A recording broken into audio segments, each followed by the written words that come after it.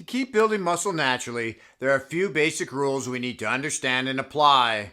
A lot of people feel they can no longer build muscle for several reasons. They might feel they're too old or they've hit their genetic limit. Most of the time, all that is needed is to make a few small adjustments in training and diet to get you progressing again. Let's start with our programming and goals. The goal to build muscle is simple enough, but we often have multiple goals, like both building muscle and losing body fat at the same time. At first, if you have a lot of body fat to lose, it's easy enough to accomplish, especially if you lose this fat at a slow and steady pace, like a pound a week. The more extreme your weight loss is, the harder it becomes to build muscle. The other thing with having excess body fat is it's harder to see the new muscle growth. This is where it becomes very important to log your training results. Tracking your workouts helps in a twofold way. One, it lets us know we are progressing, and two, it gives us a goal for the next workout. The goal should always be to add another rep or increase the weight each workout. If we're not trying to do this, we're simply not training hard enough. When we first start training, it's easy to add weight,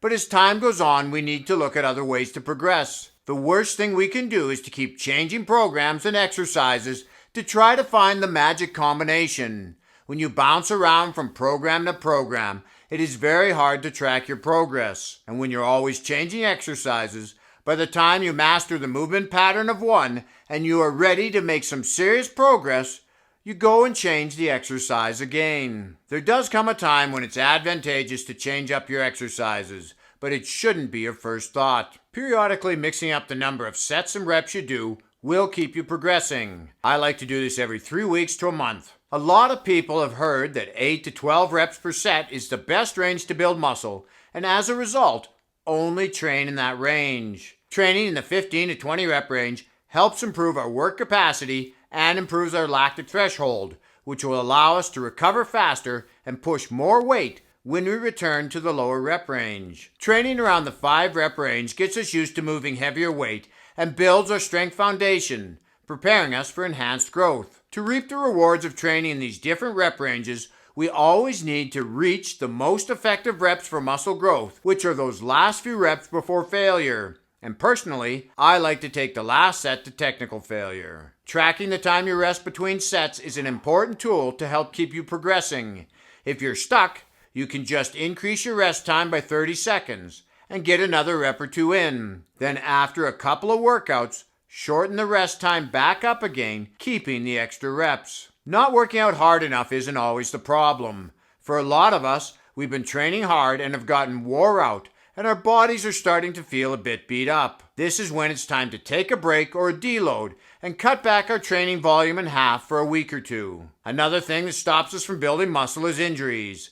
This is one of those times that changing your exercises or making a slight adjustment to an exercise is needed to keep training. If we start to feel a little niggle or irritation in one part of our body, this is a good time to make a change. For example, I have a bad shoulder, and every so often overhead movements start to bother it, including pull-ups and chin-ups.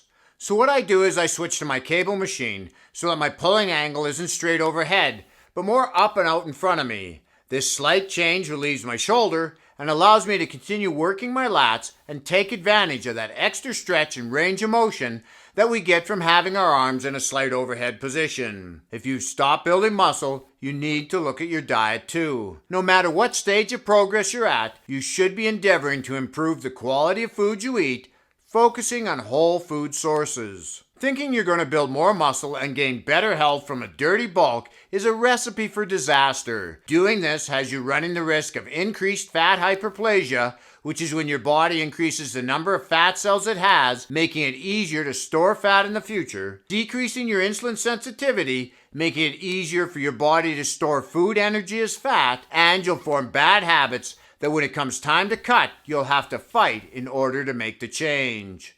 While losing weight for most will put them in a better state to build muscle, there does come a point when you are too lean to build muscle, and you need to increase your calories to start building muscle again. This state is a lot leaner than most people think. You should have visible abs to start. Then set a goal to gain a pound a month. To do this, I add an extra 100 calories a day, then give it 2 weeks to a month to assess my progress before adding any more. Continue to allow yourself to gain weight until you start to lose sight of your abs. Once this happens, it's time to cut back again.